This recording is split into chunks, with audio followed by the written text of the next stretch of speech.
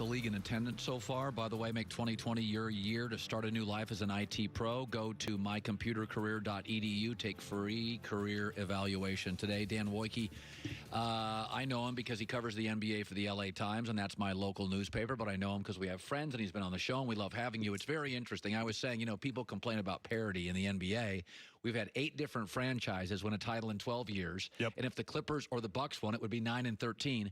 I do think it's more wide open. I'll give you an example. I think it's more wide open than we think. Let's go east for a second. Okay. Boston may be the only team in the league outside of the Clippers where they have 4 players. We know they're well coached. Mm-hmm. If they drop 24, you wouldn't be shocked. Jalen, Jason Tatum,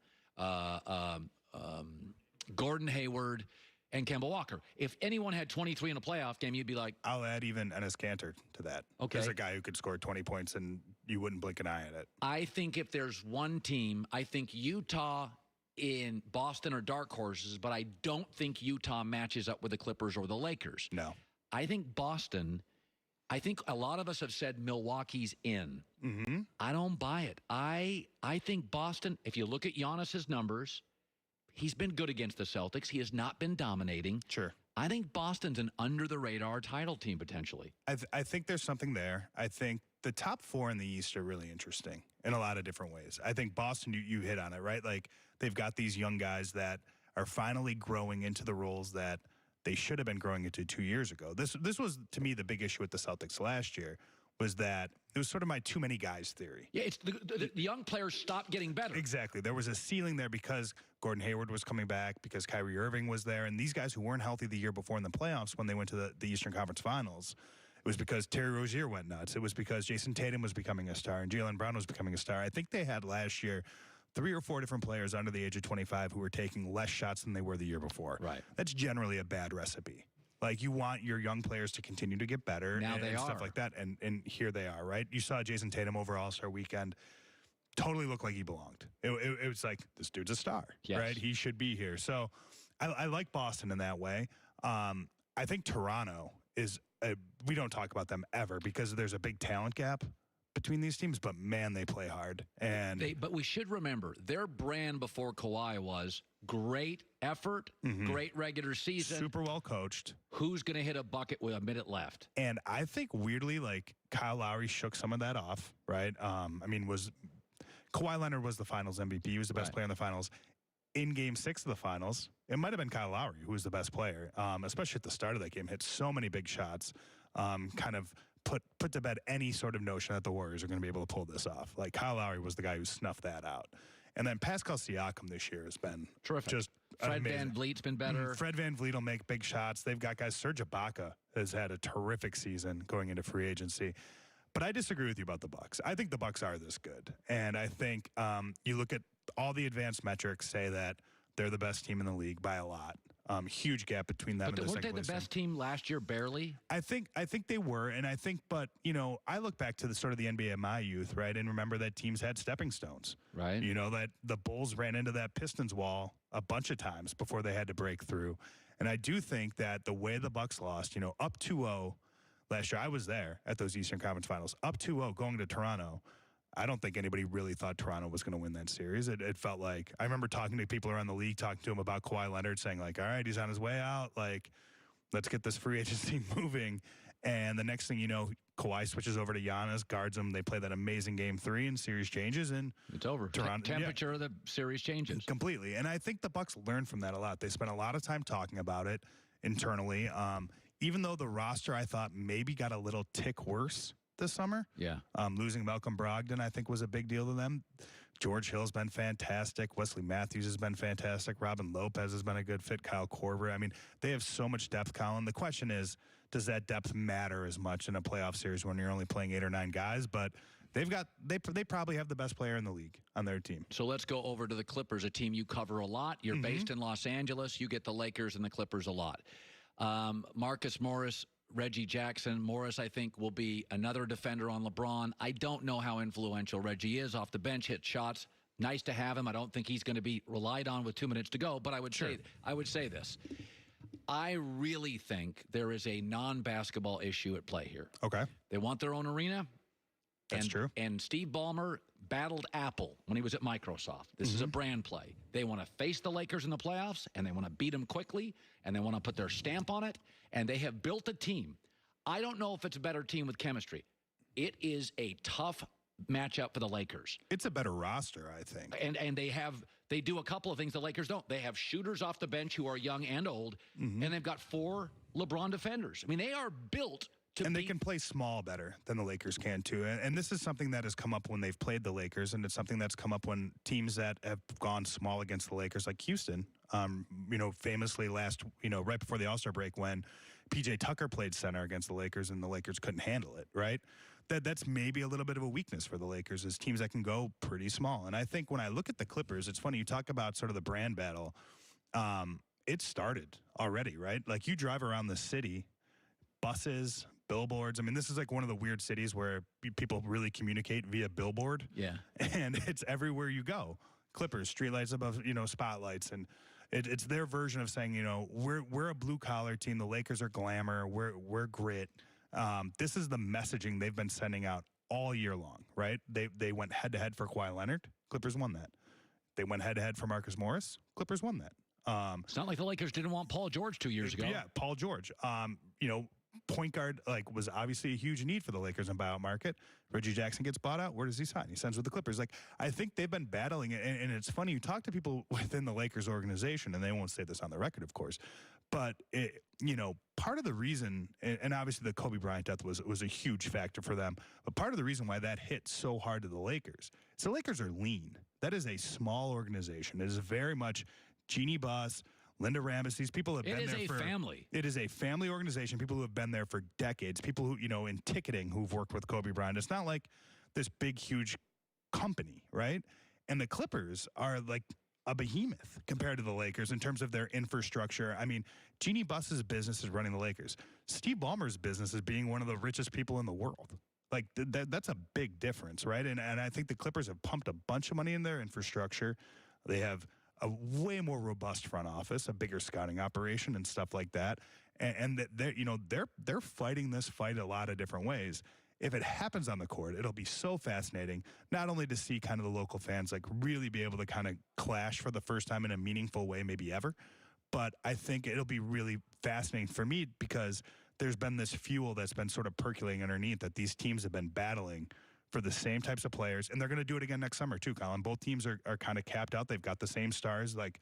It's going to be veteran minimum guys that are going to pick. Where do I think is a better fit? The Clippers or the Lakers? They're going to go head-to-head again next year, and they'll do it as long as they both have those 2 stars. Dan Wojcicki joining us, LA Times national NBA guy.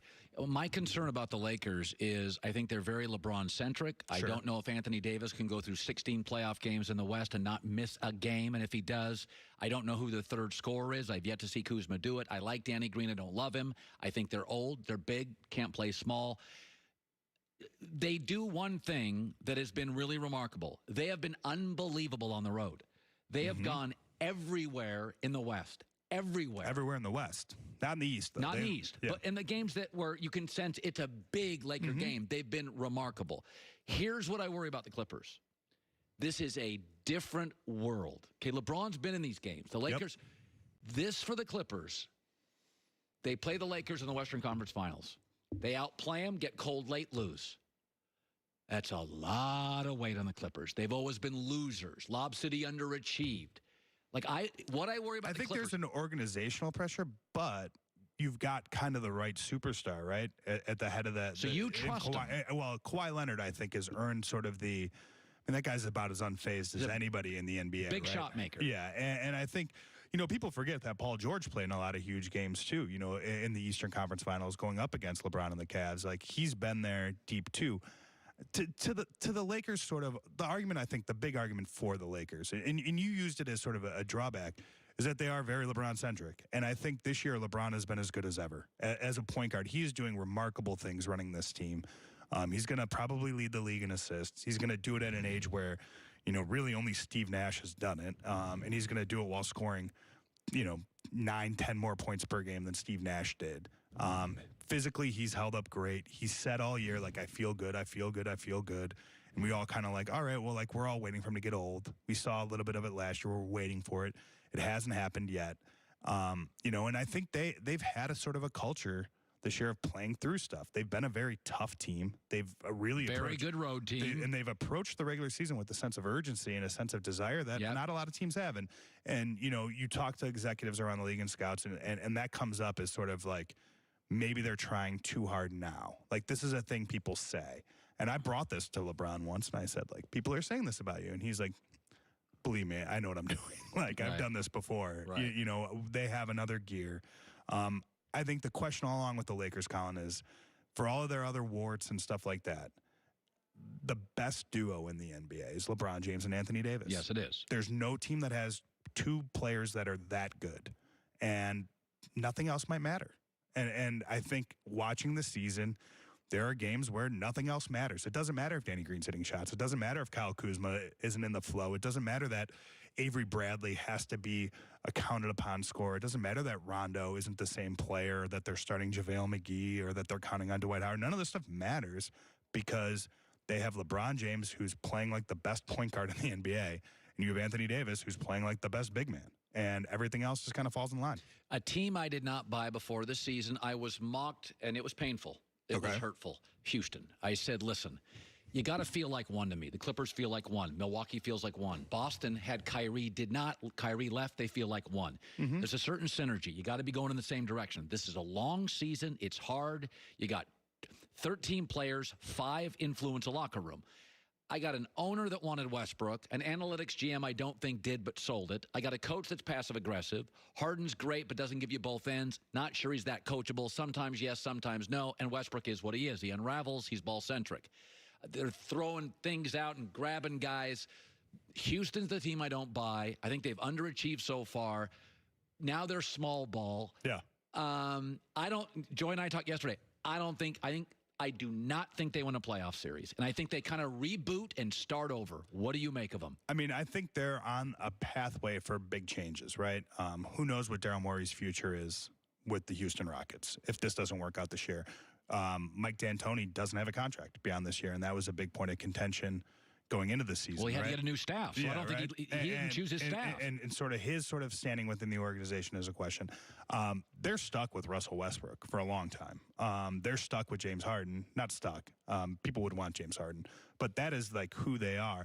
And as long as you have James Harden, you're going to play this way of basketball. It doesn't make sense to do it any other way other than to put the ball in James Harden's hands, let him do what he does better than anybody else in the NBA, and that's dribble for 20 seconds and make something happen. Like, he is so good at it, and it plays so well in the regular season. I actually picked him to win the West and have the best regular season record, and then in my mind thinking that they would lose in the second round of the playoffs when teams can adjust to them, that on a nightly basis, and you see it, especially now that they're playing the way that they're playing, they're so bizarre to prepare for.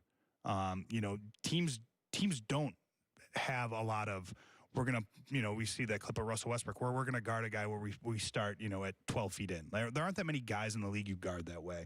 There aren't that many teams you play where all 5 guys literally do stand around the three-point line and are all credible shooters. The Robert Covington trade, I think, really lended that, a really, really good 3-and-D shooter. Yeah. The thing that I think with Houston, and I think what's kind of fun about what they're doing now is, like, if they are going to blow it up after this, they're like going down swinging. Like, they've leaned fully into who they are. And I think, to me, great teams in the NBA know who they are, and they embrace it. Does everybody agree there? That's my problem. I don't think they have any other choice other than to be what they are right now, right? And I think the Harden-Westbrook relationship, right, and we saw this with Harden and Chris Paul, is fraught for problems because you've got 2 great players. Need the ball. And they both need the ball. I think the one thing that I've seen from Russell Westbrook this year, and the one thing that I've seen from the Houston Rockets, is by splitting and by opening up the court, they've created massive driving lanes for Russell Westbrook. And I think they've got him going downhill in a way over the last 2-3 weeks that's been better and cleaner since they've played smaller. It's opened up a lot for him, and I think maybe a little bit of a bigger role for him. And then the kind of the flip side of that is maybe then come playoffs, Harden's legs will be a little fresher, and he won't have kind of one of those shooting lulls that he's had the last 3 years. Yeah, he has. Dan Wilkie, LA Times, great seeing you. Thanks, Colin. This was fun. NBA games tonight. Back at it. Joy Taylor with the news.